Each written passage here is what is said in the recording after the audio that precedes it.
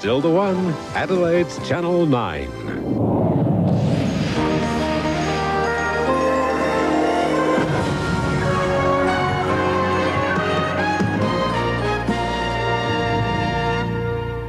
The Footy Show is brought to you by Eagle Blue, only a blue will do, and Hungry Jack's.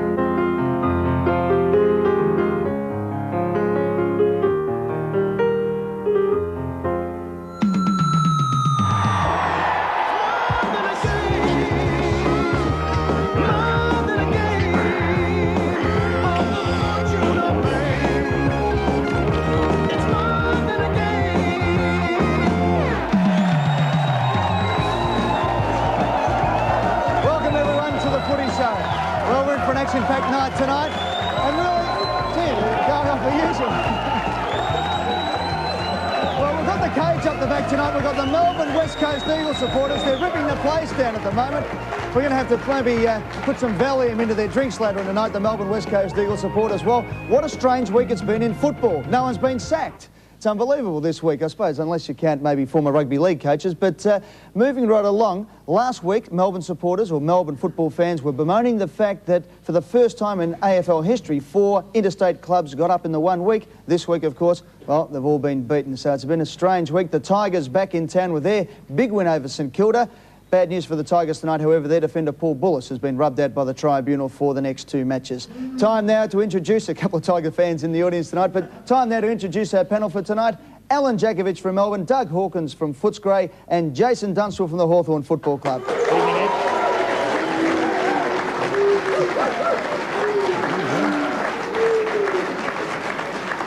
And as I already mentioned in the cage tonight, the Melbourne chapter of the West Coast Eagles fan club, they're going mad up the back already.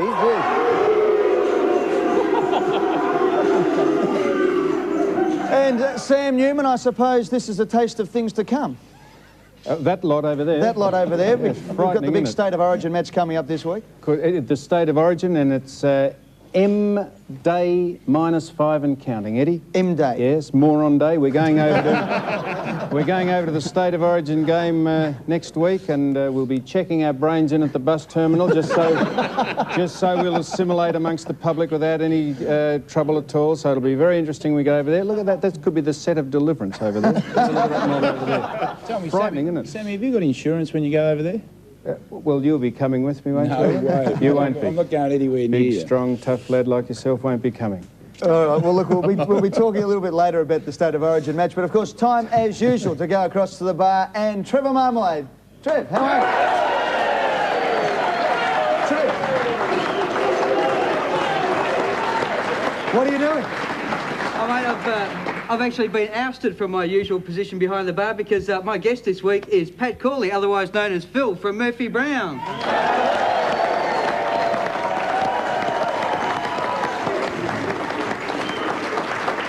And Phil, very nice to have you in Australia. Well, thank you very much. Glad to be here.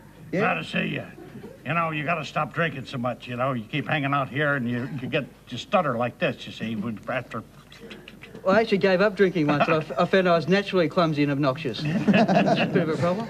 And now Murphy Brown, Pat, it's had a sort of tenuous relationship with the presidential staff over the years, hasn't it? Oh, yeah. We like presidents. We like presidents so much we like to get them out of office every 2 years instead of every 4 years.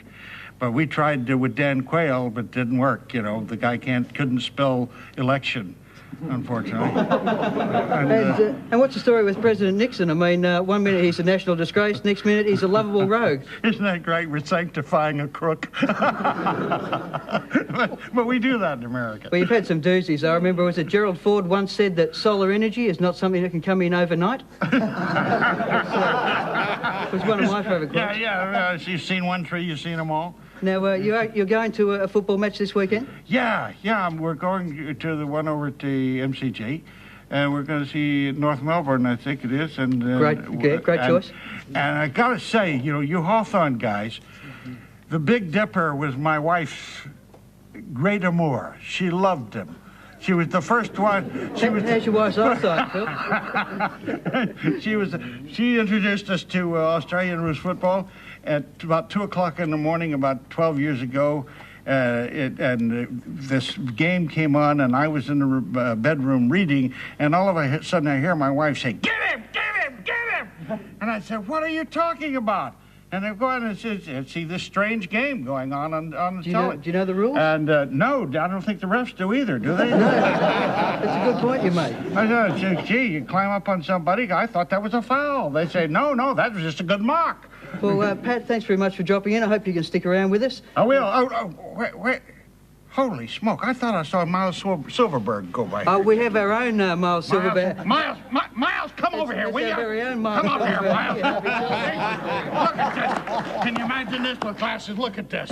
I tell you, he's a great actor. I just want you to know that. But you owe a bar tap here, $46.20. Pay after the show. Thanks, Yeah, Pat. no, it was all for Cokes, too. I want to tell you that. All right, Pat, we'll hang around with us, and for the moment, back to you, Ed. I tell you what, Pat, we're doing well to get any money out of our producer, Harvey Silver, over there, that's for sure. Well, a big weekend of football coming up. Collingwood versus Melbourne, of course, the match of the day on Saturday out at Waverley Park. It should be an absolute beauty. Collingwood, of course, some say unlucky, some say not quite up to it against Essendon last week. Melbourne undefeated on top of the ladder. These are the ins and outs for the Collingwood side going into the big game. Craig Kelly back after having a broken collarbone, and Shane Watson, who returns after actually suffering from golden staph, a bacterial infection, and he's on a course of antibiotics for the next 6 months to get over that. He broke out in a whole series of boils, which is very unpleasant. Sanford is out injured with a hamstring, and Shane Kerrison, one would think for that now famous handball, has been dropped from the Collingwood side. Sam? Golden staph, that must be the first time anyone's ever been out or been in because of golden staph. And the laughing assassins back at centre-half back, Craig Kelly, nice to see him back earning his keep down there. And Collingwood were sensational last week against Essendon. They played great football, they had rocker-kicking goals, they moved the ball well, they were fantastic out of the centre. Everything went, they just couldn't win the game, Collingwood. Unbelievable. I mean, Essendon played pretty poor football and staggered into win. So where does that leave Collingwood, Alan? I don't know, Sammy. I saw the game from Perth. I watched the highlights in Perth. And I watched the last quarter, and I was very impressed with both sides. I thought they both bored in and hit the ball extremely hard. It was reminiscent of the game that we played against Essendon, and I think that we'll be up for the same sort of task this week. I think that the game won't be won until the bell at the very end. I would venture to say, Doug, I would venture to say that Collingwood, great and all as they were, if they couldn't have won that game with Essendon playing like they did, it could be the beginning of the end for Collingwood. Sam, it's good to see Craig Kelly back in. Did he have a game in twos last week? Or no, straight back in after. Straight back in after about the shoulder. 2 months, 8 weeks. So that's a big effort. And it's great to see Tony Shaw edging away to that 300 games. And he's 4 more games to get there. And I'll tell you, once he gets past his 300, he'll be a lot better player for it. And Collingwood still without Pert, McGuan, Rowe, Christian and Sanford. So still a pretty big injury list down there at Collingwood. Melbourne, well, they are riding on the crest of a wave at the moment. And these are the new players coming in, and not too bad either. 2 Victorian state representatives there in Gary Lyon, who had concussion, and Stephen Tingay, who is suffering from bruised buttocks. Going out of the side, Lamprell and Sullivan omitted. And well, Sam, Stephen Tingay's injury is probably no indication of the form that Melbourne's in at the moment, really, is it? No, bruised buttocks and... You're playing with a fair bit of it at the moment, are they? Exactly right, and they were... he contracted them down at the carousel. That wasn't even... Now, Stephen Tingay, very strong and powerful man, Stephen. You've seen him recently, got muscles on his dandruff. He is huge and unbelievably big he is. And, of course, Gary Lyon back in, the captain of the Demons, and what a fantastic man he is. He's back in the side, and they, with consummate ease, Jason swept the Brisbane Bears aside last week, and it was actually sad, really, to see it happen. It was. They're a very good side, Melbourne. I think we've all become aware of that, and particularly any team that can be undefeated on top of the table and bring back Lyon and Tingay, things must be going right down there. And go ahead. No, did you think that Collingwood would have any chance against Melbourne at this particular stage, Jason? I would have to go with Melbourne, Sam. I think Collingwood had their chances last week and really didn't take them. Ellen, 87 possessions more than the Brisbane Bears last week. The possession game at Melbourne, obviously, that's the focal point at the moment. You won by 87 points, a nice coincidence there. Do you think you're finally starting to get into what Neil Baum wants you to play each week, the style? I think so, yeah. I think we're coming to the party, so to speak. We've trained very hard through the off-season like every other team, but it's just starting to come together for us now, and hopefully that'll just continue. Just finally, just give us one of those. Go on, give us one of those. No, what is it? What is it in the goal? It's that just go move. Give us one, just a quick one. Yeah, that's right. It doesn't go like that. Doesn't go like that. It's Saturday Night Fever. Yeah. John Travolta, look out. You idiot. Well, 6 last week for Ellen Jakovic. He's now kicked 23-22, and after the break we'll be back to speak more with Ellen Jakovic and have a look at the rest of the teams coming up for this round of football.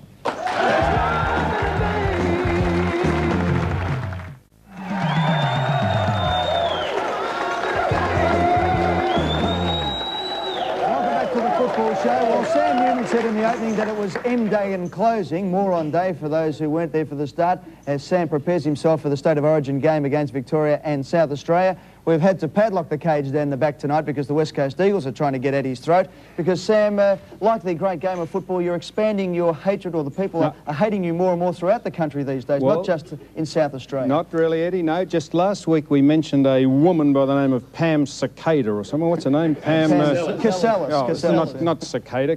Casellas, that she said that no one watched this show, and because we only spoke about all the other sides and it didn't give as much time to the West Coast Eagles as we should.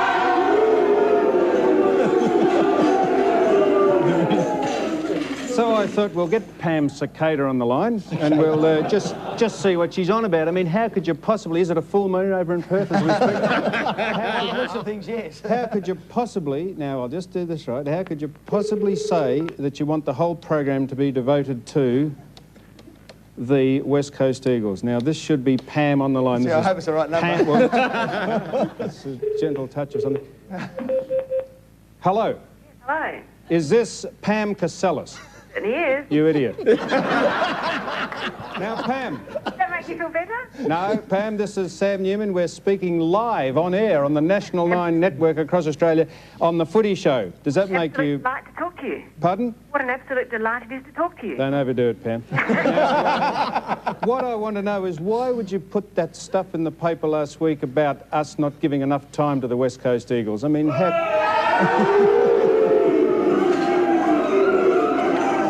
There, isn't it? What? It's very noisy. It is. Why did you say that? I mean, surely you wouldn't think that coming from here we'd only mention the West Coast Eagles, would you?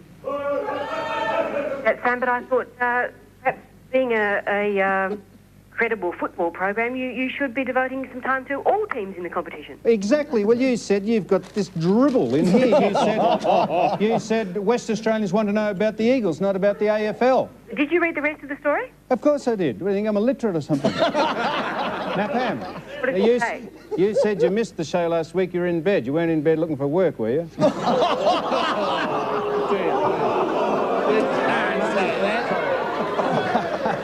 I'm only being serious, Pam. Do you actually go to the football? I certainly do. I'm a devoted Eagles. A devoted Eagles supporter. We've got letters. We had thousands. I'm serious. We had thousands of letters. I shouldn't have said that, should I? Thousands of letters about we're not all Western Australians, aren't. We're not all moronic West Coast supporters. Not the only team in the AFL, though. You'd never know it if you read the papers over here. My only gripe is that the Footy show's gone from 9:30 to 11:30. And listen to this. This girl called Gail says... No surname included, as it is tough enough living here amongst West Coasters without them knowing who I am. Now, you've got people intimidated there, Pam. What's wrong with you? Am I really that powerful? That surprises me. I mean, it's all my fault, is it, that nobody in Perth watched the football show and it got moved?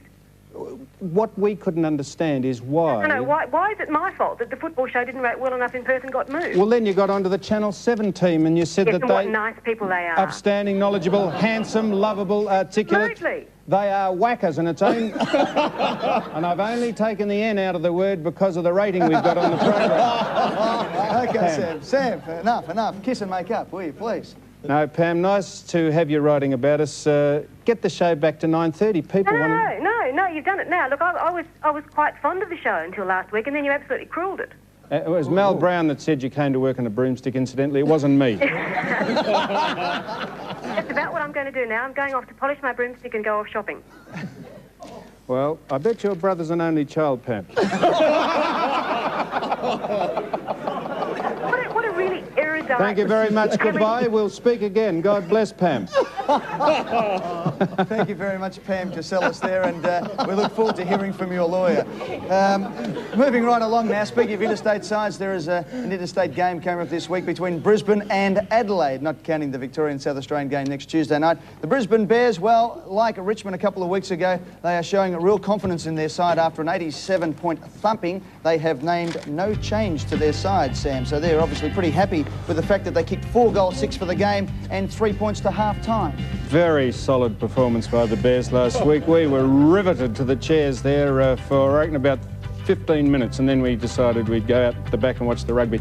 It was shocking. They were absolutely disgraceful, because I actually was up at a lunch up there the week before, and I apologised for actually bagging them to a lot of the hierarchy up there, so I'm taking it back, and the show doesn't go up there, so it doesn't matter, Pam. Sam, looking at this lineup here, you've got the big names there: Merritt, Lynch, Starcevic.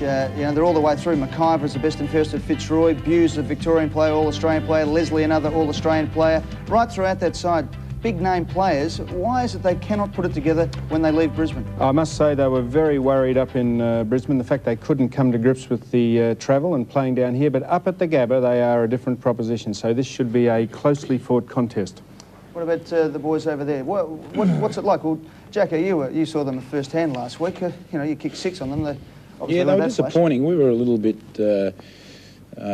nervous at the fact that, you know, things were going all right for us and we're up against Brisbane, but after that initial first 15 minutes, they were quite poor, really. Could you feel them dropping off in intensity at all, or was there no intensity from the start? Yeah, they were. I think they're starting to believe in the fact that they can't win away from home, you know, because they looked very powerful the week before, and we all watched that game, and, you know, last week they were second to the ball, and being out there and amongst it, they didn't seem to really talk or communicate with one another, and you know, there's a bit of bagging going on and so forth. What a bottom side does, really. Ed, I really think that they've got into a habit of losing, particularly away from home. I think it's habitual, and as soon as they get down a couple of goals away from home, they pack it in. Well, how hard is it? Because Hawthorn were down at quarter time against the West Coast Eagles, and then, of course, turned it round in a great performance after having such a shocking run into that game last week.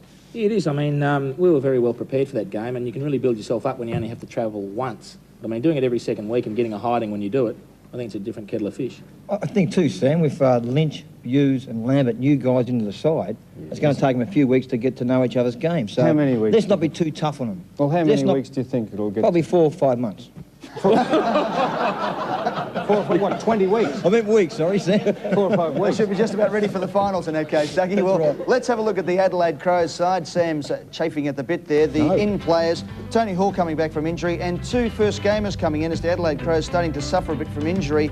Shane Tongaree from Central Districts and Sean Wellman from North Adelaide come into the side. Going out, Bickley, who has an ankle injury, Rouvray, who's suffering from concussion, and Wiedemann, who is out with a hamstring injury. And of course, they've got a number of other injuries from a couple of weeks ago, Sam. So all of a sudden, the Adelaide Crows starting to be hit by a few injuries. And McGuinness is carrying a pretty bad groin injury at the moment, although he was one of the best last week for Adelaide. And you know, it's going to be a tough game for him going up to Brisbane. Tony Hall back, though. I like Tony Hall. He's a very good player. And news in apparently official, a police message, some felons have broken into the offices of the Crows, so keep on the lookout, and they've stolen the manuals on football strategy, and the office staff are more than annoyed because they haven't finished colouring them in.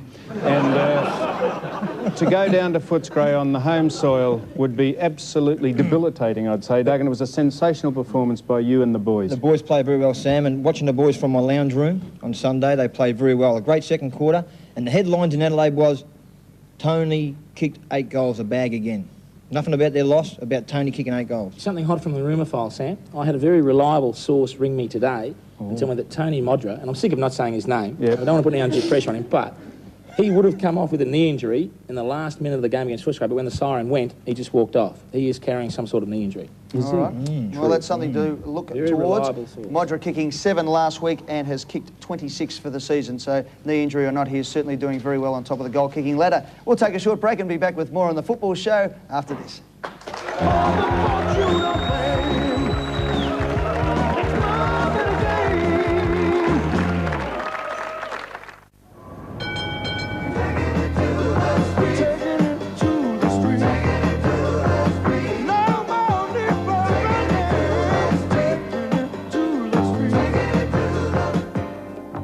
down here in Catland trying to establish if there is a Messiah alive and living in the town. Excuse me, sir?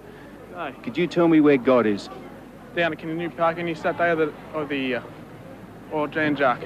Who are we talking about here at this stage? Gary Ablett, I assume. Gary Ablett, he's God. That's right. Well, there you are. We learn something every day. Excuse me, sir. We heard Geelong had God living here. Do you know where I'd find him? Nah, probably in my mouth. Yeah.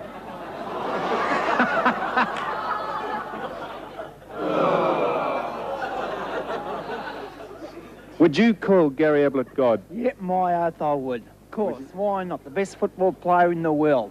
Good enough. Dacos was the best player, but now Ablett for sure, without a doubt. I'm a Geelong supporter, and I've lived in Geelong. I was born in Geelong, and I agree Gary Ablett's the best player in AFL. Hang on, the show only goes for an hour. Oh. Excuse me, sir. Who do you see when you look at God. me?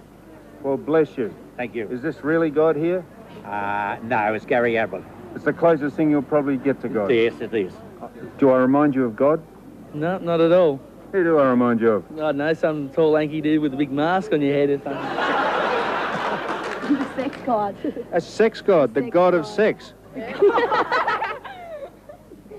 god of sex. And do you go down to Cardinia Park to watch the god of sex? Always. Always. Not interested in his football, just No, his... just his body. What would you call him if you didn't call him God? Gary. Yeah, it's a silly question, that. It's a very good answer to a very stupid question. Well, this is my last chance to see if we can pinpoint Gary.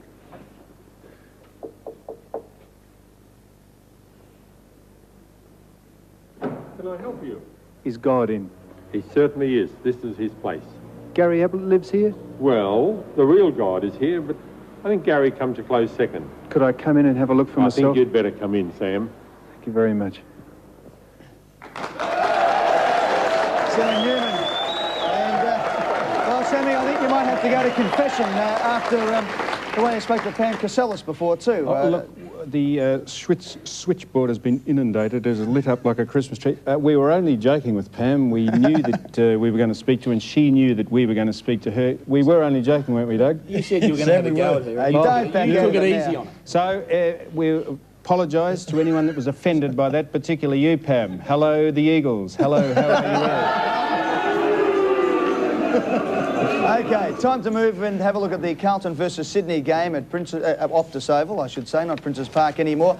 And, well, the Blues have struggled the last couple of years against Sydney, despite their lowly status. Beaten 2 years ago, only got up by the narrowest of margins last year. But the Blues pretty confident at the moment. They have named an unchanged side after coming off the bye last week and, of course, starting to string a few good games together. It's 7th versus 14th this week, Sam, and, well, it's good to see Carlton able to keep a side together like this over the week.